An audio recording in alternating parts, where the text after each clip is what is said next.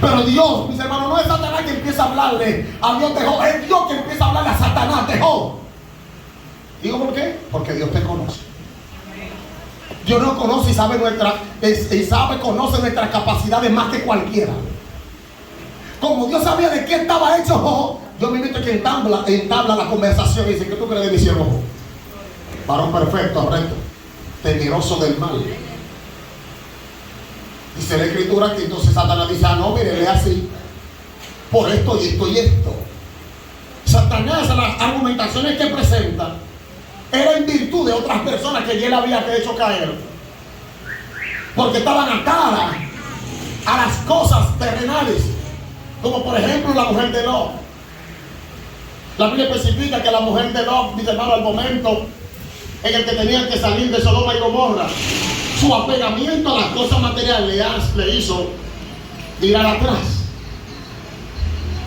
Algunos escetas eruditos dicen que el ella mirar atrás fue que ella se devolvió.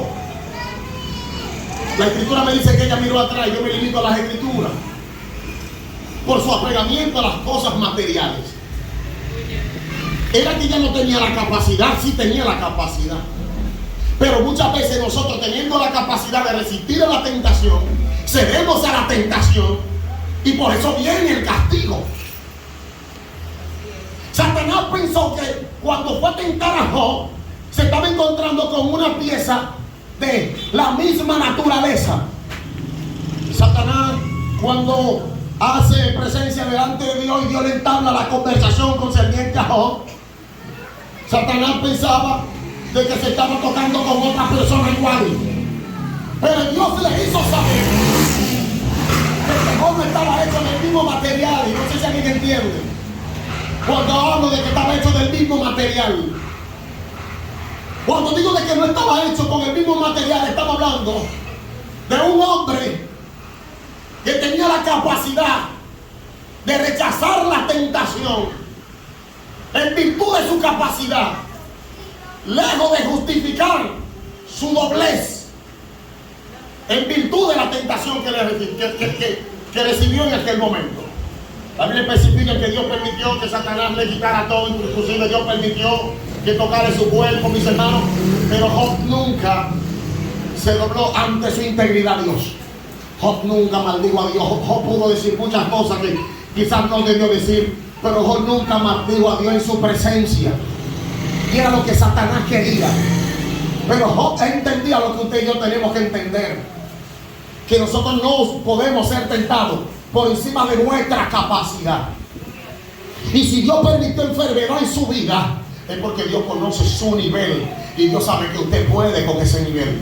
Si Dios permitió escasez en su vida, es porque Dios conoce su nivel, su capacidad, y Dios sabe que por encima de esa necesidad, de esa escasez, usted puede mantenerse de pie.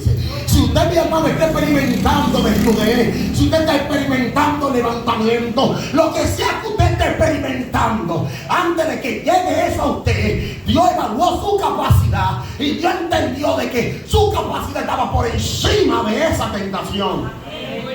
Porque Dios es fiel. Dios es fiel.